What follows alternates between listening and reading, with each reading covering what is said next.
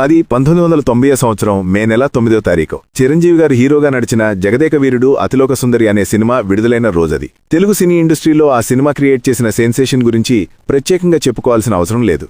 ఆ సినిమా వల్ల తక్కిన సక్సెస్ ఊప్లోనే అశ్విని దత్ గారు మరో సినిమాకు ప్లాన్ చేశారు. మనం చిరంజీవి గారితో సినిమాని తీసి బ్లాక్ బస్టర్ హిట్ను కొట్టాం కదా, అదేవిధంగా బాలయ్యతో కూడా మరో బ్లాక్ బస్టర్ సినిమాని తీయాలి. కథను రెడీ చేసుకోండి, బాలయ్య డేట్స్ను తీసుకునే బాధ్యత నాది అంటూ అశ్విని దత్ గారు చెప్పడంతో రాఘవేంద్రరావు గారు బాలయ్యతో సినిమాని తీసేందుకు రెడీ అయిపోయారు. జగదేక వీరుడు అతిలోక సుందరి సినిమాకు రాఘవేంద్రరావుకు దర్శకుడైతే యండమూరి వీరేంద్రనాథ్ గారు కథనందించారు. అమరీష్ పూరి గారు విలన్గా నటిస్తే ఇళయరాజా గారు మ్యూజిక్ నందించారు. సేమ్ టు సేమ్ వీళ్ల కాంబినేషనే బాలయ్య సినిమాల్లో ఉండేలా నిర్మాత అశ్విని దత్ గారు విశ్వ ప్రయత్నాలు చేశారు. నిజానికి బాలయ్యతో కూడా ఓ సోషియో ఫ్యాంటసీ సినిమాని తీయాలని అశ్విని దత్ గారు మొదట్లో ప్లాన్ చేసుకున్నారు. కానీ అశ్విని దత్ గారు ఆ సినిమా ఏర్పాట్లలో ఉన్న సమయంలోనే బాలయ్య నుంచి 1991 సంవత్సరంలో ఆదిత్య 369 అనే సినిమా వచ్చింది. ఆ సినిమాలో చరిత్రలోకి గతంలోకి వెళ్లి మరీ శ్రీకృష్ణదేవరాయలుగా బాలయ్యను ప్రేక్షకులకు చూపించడం జరిగింది. ఇప్పుడంటే ఆదిత్య 369 సినిమాను ఈ తరం యువత గొప్పగా చెప్పుకుంటుంది గానీ అప్పట్లో ఈ సినిమా సాధారణ సినీ జనాలకు అంతగా ఎక్కలేదు. ఎబో యావరేజ్ సినిమాగానే ఆ రోజుల్లో ఈ సినిమాకు రిజల్ట్ దక్కింది. ఈ సినిమా రిజల్ట్ను చూసే అశ్విని దత్ గారు మనసును మార్చుకున్నారు. అప్పటికే యండమూరి వీరేంద్రనాథ్ గారు సోషియో ఫ్యాంటసీ కథకు సంబంధించిన లైనప్ను సిద్ధం చేసినా ఆ కథను పూర్తిగా పక్కన పెట్టేశారు. మాస్ ఆడియన్స్లో బాలయ్యకు బాగా ఫ్యాన్స్ ఉన్నారు కాబట్టి కమర్షియల్ సినిమానే ప్లాన్ చేద్దామన్న నిర్ణయానికి వచ్చేశారు. దానికి తోడుగా సెంటిమెంట్ పాళ్లు కూడా కథలో ఉండి తీరాలని ఫిక్స్ అయ్యారు. అయితే తాను కోరుకున్న అంశాలతోనే అప్పటికే సత్యానంద్ గారి దగ్గర ఓ స్టోరీ ఉందని అశ్విని గారికి తెలిసింది. నేరుగా ఆయన్నే పిలిపించి రాఘవేంద్రరావు గారి సమక్షంలోనే ఈ కథను సత్యానంద్ గారు వినిపించారు. అన్నాదమ్ముల సెంటిమెంట్తో విలన్ పాత్రల పరంగానూ ఓ ట్విస్ట్ ఉండేలా, హీరోయిన్ పాత్రకు కూడా ప్రాధాన్యత ఉండేలా, వదిన సెంటిమెంట్ కూడా వర్కౌట్ అయ్యేలా ఈ కథ ఉందని అశ్విని దత్ గారికి అనిపించింది. రాఘవేంద్రరావు గారికి కూడా ఈ కథ బాగా నచ్చింది. బాలయ్యతో ఇదే కథతో సినిమాని తీసేద్దామని ఇద్దరు ఫిక్స్ అయ్యారు. అయితే సత్యానంద్ గారు రాసిన కథను తీసుకుని స్క్రీన్ ప్లే ఆర్డర్లో రాసే పనిని మాత్రం యండమూరి వీరేంద్రనాథ్ గారికి అప్పగించారు. అలా యండమూరి వారిని కూడా ఈ సినిమాలో భాగం చేసుకుని జగదేక వీరుడు అతిలోక సుందరి సినిమా టీంను ఈ సినిమాలను రిపీట్ చేయించారు. కథంతా పూర్తయిన తర్వాత బాలయ్య వద్దకు వెళ్లారు. చిరంజీవితో జగదేక వీరుడు అతిలోక సుందరి సినిమాను తీసి బ్లాక్ బస్టర్ హిట్ను కొట్టిన దర్శకుడు కదా, బాలయ్య కూడా కథ విషయంలో పెద్దగా అభ్యంతరాలు పెట్టలేదు. కాకపోతే అన్నయ్య పాత్రలో కాస్త పేరున్న యాక్టర్ని పెడితే బాగుంటుందన్న సజెషన్ మాత్రం బాలయ్య ఇచ్చారు.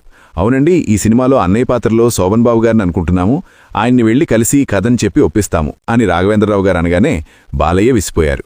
శోభన్ బాబు గారు చేస్తారంటారా అని అనుమానంగా అడిగితే ఆయన్ని ఒప్పించే పూచి మాది అంటూ రాఘవేంద్రరావు గారు సమాధానం ఇచ్చారు. ఆయన కూడా కలిస్తే ఈ సినిమాకు మరింత హైప్ క్రియేట్ అవుతుందని ఆనాడు రాఘవేంద్రరావు గారు అశ్విని దత్ గారితో పాటుగా చివరకు బాలయ్య గారు కూడా అనుకున్నారులే. కానీ శోభన్ బాబు గారి పాత్రే ఈ సినిమాను దెబ్బతీస్తుందని మాత్రం ఎవ్వరూ ఊహించలేకపోయారు. అప్పటికే సినిమాలను తగ్గించేసి చాలా సెలెక్టివ్గా సినిమాలు చేస్తూ వస్తున్న శోభన్ బాబు గారు సర్పయాగం వంటి కథాబలం ఉన్న సినిమాల్ని ఒప్పుకుంటున్నారు. అయితే అశ్వమేధం సినిమా కథను ముందే చెప్పారో లేదో గానీ బాలయ్య సినిమాలో నడిచేందుకు శోభన్ బాబు గారు ఒప్పుకున్నారు. ఒకప్పుడు ఎన్టీఆర్ గారిచ్చిన ఛాన్స్ల వల్లే కెరీర్లో హీరో స్థాయికి ఎదిగిన శోభన్ బాబు గారు ఇప్పుడు ఎన్టీఆర్ గారి కొడుకు సినిమాలో అన్నయ్యగా నటించండి అంటూ రిక్వెస్ట్ చేస్తే ఆయన కాదనలేకపోయారు. హీరోయిన్లుగా నగ్మా, మీనన్లు సెలెక్ట్ చేసుకున్నారు. మొత్తానికి జగదేక వీరుడు అతిలోక సుందరి సినిమా టీం నుంచే బాలయ్య, శోభన్ బాబులతో అశ్వమేధం అనే సినిమా వస్తోందంటూ ఓ ప్రకటన చేసి మరీ సినీ ఇండస్ట్రీలో కాకపుట్టించారు. ఈ సినిమా ప్రారంభోత్సవానికి చిరంజీవి, నాగార్జున గారులు ముఖ్య అతిథులుగా వచ్చారు. అంతేకాదు బాలయ్య గారి క్లోజ్ ఫ్రెండు, ఆనాటి ప్రముఖ క్రికెటర్ అజారుద్దీన్ గారు కూడా ఈ సినిమా ఓపెనింగ్ ఫంక్షన్కు రావడం జరిగింది. మొత్తానికి ఊహించని గెస్టుల నడుమ స్టార్ సెలబ్రేటర్ల సమక్షంలో బాలయ్య, శోభన్ బాబు గార్ల అశ్వమేధన సినిమా ప్రారంభోత్సవం జరుపుకుంది. పూర్తి స్క్రిప్ట్ రెడీగా ఉండడంతో త్వరగా ఈ సినిమా షూటింగ్ని కూడా పూర్తి చేసేశారు. 1992 సంవత్సరం మే నెల 7వ తారీఖున బాలయ్య హీరోగా నడిచిన రౌడీ ఇన్స్పెక్టర్ సినిమా రిలీజ్ అయ్యి బ్లాక్ బస్టర్ హిట్ అయితే దాని తర్వాత అదే ఏడి డిసెంబర్ 25వ తారీఖున అశ్వమేధన్ సినిమా రిలీజ్ అయింది. మహిళా ప్రేక్షకులను సెంటిమెంట్తో పిండేయడానికి శోభన్ బాబు గారున్నారు, మాస్ ప్రియులను సాటిస్ఫై చేయడానికి బాలయ్య గారున్నారు, కమర్షియల్ ఎలిమెంట్స్ కోసం ఒక్కరు కాదు ఏకంగా ఇద్దరు హీరోయిన్లున్నారు. కాబట్టి ఈ అశ్వమేధం సినిమా కూడా బ్లాక్ బస్టర్ హిట్ కాయవడం ఖాయమని ఈ సినిమా టీమంతా భారీగా ఆశలు పెట్టుకుంది. వైజయంతి మూవీస్ నుంచి దీనికంటే ముందు వచ్చిన చిరంజీవి గారి జగదేక వీరుడు అతిలోక సుందరి సినిమా రికార్డులను ఈ అశ్వమేధం సినిమా బ్రేక్ చేయడం ఖాయమని కూడా బాలయ్య ఫ్యాన్స్ అంచనాలు పెట్టుకున్నారు. కానీ కట్ చేస్తే సినిమా రిజల్ట్ మాత్రం పూర్తిగా దెబ్బకొట్టేసింది. శోభన్ బాబు గారు ఈ సినిమాకు మేజర్ ప్లస్ పాయింట్ అవుతారని రాఘవేంద్రరావు గారు, అశ్విని దత్ గారు బలంగా నమ్మారు. కానీ అశ్వమేధం సినిమాలో అన్నయ్య పాత్ర అంత పవర్ఫుల్గా లేదని, శోభన్ బాబు గారి స్థాయికి తగినట్టుగా లేదన్నది సగటు సినీ ప్రియుడు భావన. ఈ సినిమాలో శోభన్ బాబు గారి సీన్లొచ్చినప్పుడు ఆయన అభిమానులు గోలగోల చేశారు. కథ ప్రకారం సెకండ్ హాఫ్లో శోభన్ బాబు గారి పాత్ర ఆత్మహత్య చేసుకుంటుంది. ఓ పవర్ఫుల్ పోలీస్ ఆఫీసర్గా మొదట్లో శోభన్ బాబు గారిని ఈ సినిమాలో చూపించారు. విలన్లకు మొచ్చమటలు పట్టించిన పోలీసోడుగా కూడా ఆయన్ను చూపించారు. కానీ అంత పవర్ఫుల్ పోలీస్ ఆఫీసర్ విలన్లు వేసిన ఎత్తుగొడలకు భరించలేక ఆత్మహత్య చేసుకుంటారని చూపించడమే ఆడియన్స్కు సిల్లీగా అనిపించింది. ఈ సినిమాలో శోభన్ బాబు గారి పాత్ర చనిపోయిన వెంటనే ఈ సినిమా పోయినట్టే అని సగటు సినీ ప్రియులు ఫిక్స్ అయిపోయిన పరిస్థితి. ఆయన పాత్రను కనీసం ఆసుపత్రిలో కోమాలో ఉన్నాడని చూపించినా సరే సినిమా రిజల్ట్లో తేడా ఉండేదేమో. మరో వాస్తవం ఏమిటంటే మరీ శోభన్ బాబు గారి రేంజ్ హీరో చేయాల్సిన క్యారెక్టర్ కాదది. అన్నయ్య క్యారెక్టర్లో కాస్త పేరున్న క్యారెక్టర్ ఆర్టిస్ట్ ఎవరు చేసినా సరే సినిమా రిజల్ట్లో తేడా ఉండేదేమో. శోభన్ బాబు బాలయ్యల కాంబినేషన్లో సినిమా వస్తోంది కదా అని సినీ ప్రియులు భారీగా అంచనాలు పెట్టుకున్నారు. దానికి తోడుగా జగదేక వీరుడు అతిలోక సుందరి సినిమా టీం నుంచే ఈ సినిమా వస్తూ ఉండడంతో అంచనాలు మరింత పెరిగాయి. అంతేకాదు అశ్వమేధం అంటూ టైటిల్ పెట్టడంతో ఇది కూడా సోషియో ఫ్యాంటసీ సినిమా ఏమో అని సగటు సినీ ప్రియులు ఓ నిర్ణయానికి వచ్చారు. కానీ ఈ సినిమాలో మాత్రం శోభన్ బాబు గారి క్యారెక్టర్ను చంపేయడం దగ్గర్నుంచి కథ విషయంలో తమ అంచనాలు తప్పవడం వరకు వరుసగా షాకులు తగిలేసరికి అశ్వమేధం సినిమా జనాలకెక్కలేదు. ఈ సినిమాలో అన్నయ్య పాత్రలో నటించిన శోభన్ బాబు గారి పేరు అభిమన్యు, తమ్ముడి పాత్రలో నటించిన బాలకృష్ణ గారి పేరు కిరీటి. పురాణాల ప్రకారం చూసుకుంటే అర్జునుడి కొడుకే అభిమన్యుడు, అర్జునుడికే కిరీటి అనే మారుపేరు కూడా ఉంది. అంటే ఈ పేర్ల ప్రకారం చూసుకుంటే బాలయ్యకు శోభన్ బాబు గారి కొడుగ్గా నటించినట్లెక్క. ఇక్కడ రామ్ భరత్నో రామ్ లక్ష్మణ్లో పేర్లను పెట్టుకున్నా కాస్తో కోస్తో కథా ప్రకారం అర్థవంతంగా ఉండేది. పురాణాలపై బాగా పట్టు ఉన్న దర్శక నిర్మాతలు ఎందుకు ఈ దిశగా ఆలోచించలేదో ఏంటో ఆ సంగతిని పక్కన పెడితే ఈ సినిమాలో ఒకరికి ఇద్దరు హీరోయిన్లు ఉన్నప్పటికీ నగ్మా గారి పాత్రకు మాత్రమే కాస్తో కోస్తో ప్రయారిటీ ఉంటుంది. మీనా గారి పాత్ర కేవలం పాటల కోసమే ఉన్నట్టుగా ఉంటుంది. ఫలితంగా మొదట్లో పర్లేదని టాక్ తెచ్చుకున్నప్పటికీ శోభన్ బాబు గారి ఫ్యాన్స్ ఆందోళన ఆగ్రహాల ప్రచారాల ఫలితంగా అశ్వమేధం సినిమా ఫ్లాప్ సినిమాగా మిగిలిపోయింది.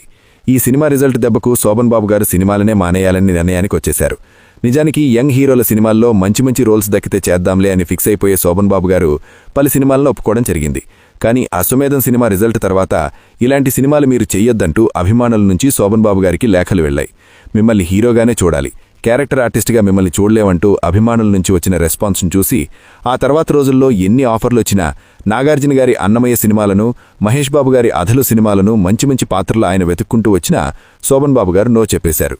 మీరు ఎన్ని కోట్లిచ్చినా సరే నేను సినిమాలు చేయనంటూ ఆఫర్లు ఇచ్చేందుకు వచ్చిన వారిని వెనక్కి తిరిగి పంపించేశారు. 1992వ సంవత్సరంలో అశ్వమేధం సినిమా వస్తే ఆ తర్వాత కేవలం 6 సినిమాల్లో మాత్రమే నటించి నటనకు శోభన్ బాబు గారు గుడ్ బై చెప్పేశారు. ఆ సంగతిని పక్కన పెడితే ఆ తర్వాత రోజుల్లో ఈ సినిమా రిజల్ట్ గురించి అశ్విని దత్ గారు ఎలాంటి బేషజాలు లేకుండా రియాక్ట్ అయ్యారు. అశ్వమేధం సినిమా హిట్ అవుతుందని అనుకున్నాం, కానీ ఈ సినిమా వల్ల నాకు డబ్బులు పోయాయి, దీనివల్ల పోయిన డబ్బును శుభలగ్నం సినిమా ద్వారా సంపాదించానంటూ అశ్విని దత్ గారే చాలా ఇంటర్వ్యూల్లో చెప్పుకొచ్చారు. ఇక చివరిగా ఒక మాట, బాలయ్య అభిమానులకు రాఘవేంద్రరావు గారంటే ఇప్పటికీ కూడా కాస్త కోపమే. చిరంజీవి, వెంకటేష్, నాగార్జున గారులతో బ్లాక్ బస్టర్ హిట్ సినిమాలు తీసిన రాఘవేంద్రరావు గారు బాలయ్యతో మాత్రం ఆ రేంజ్ హిట్లను సాధించలేదు.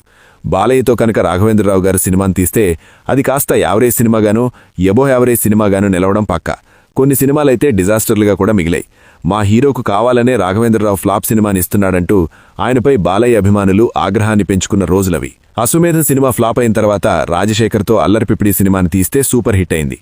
ఆ తర్వాత ఎన్టీఆర్, మోహన్ బాబు గార్లతో మేజర్ చంద్రకాంత్ సినిమాని తీస్తే అది కూడా బ్లాక్ బస్టర్ హిట్ అయింది. మేజర్ చంద్రకాంత్ సినిమా విజయోత్సవ వేడుకల్లో బాలయ్య అభిమానులు రాఘవేంద్రరావుపై ఫైర్ అయ్యారు. మా హీరో అంటే మీకెందుకంత కోపం అంటూ నిలదీశారు. కావాలని మా హీరో బాలయ్యతో ఫ్లాప్ సినిమాలను తీస్తున్నామంటూ మండిపడ్డారు. ఓ దశలో కొట్టేందుకు సైతం సిద్ధమయ్యారు. అయితే పరిస్థితిని గమనించిన మోహన్ బాబు గారు బాలయ్య అభిమానులను శాంతపరిచి రాఘవేంద్రరావు గారిని అక్కడి నుంచి తప్పించారు. ఈ ఘటన ఎఫెక్ట్ వల్లే అనుకుంటా 1992లో అశ్వమేధం సినిమా వచ్చిన తర్వాత బాలయ్యతో రాఘవేంద్రరావు గారు ఏకంగా 16 ఏళ్లపాటు సినిమాలను తీయలేదు. సరిగ్గా 2008 సంవత్సరంలో పాండురంగుడు అనే సినిమాని అనౌన్స్ చేశారు. నాగార్జునతో శ్రీరామదాసు, అన్నమయ్య సినిమాలను తీశారు గదా, అలాగే బాలయ్యతో పాండురంగుడు అనే భక్తిరస చిత్రమని వీళ్ళిద్దరి కాంబినేషన్లో హిట్ను అందుకుంటుందేమో అని బాలయ్య అభిమానులు ఆశిస్తే ఆ సినిమా కూడా దెబ్బకొట్టేసింది. భక్తి కాస్త దారితెప్పి రక్తి రహస్య చిత్రంగా రూపుదిద్దుకుని పాండురంగుడు సినిమా కూడా అట్టర్ ఫ్లాప్ అయి కూర్చుంది. ఆ తర్వాత మళ్లీ వీళ్ళిద్దరి కాంబినేషన్ అనేది మాటే లేకుండా పోయింది. ఇదండి బాలయ్య, శోభన్ బాబు గారి కాంబినేషన్లో రాఘవేంద్రరావు గారి దర్శకత్వంలో అశ్విని దత్ గారి నిర్మాతగా వ్యవహరించిన అశ్వమేధం సినిమా తెరవెనుక కథ. ఈ వీడియో మీకు నచ్చుతుందని ఆశిస్తూ ఈ వీడియోకి ఒక లైక్ చేయండి, షేర్ చేయండి, మా ఛానల్ని సబ్స్క్రైబ్ చేసి పక్కనే ఉన్న బెల్ ఐకాన్ని ప్రెస్ చేయండి. మా ఛానల్లో వీడియో చూసిన ప్రతి ఒక్కరికీ కూడా పేరు పేరున ధన్యవాదాలు చెప్పుకుంటున్నాను.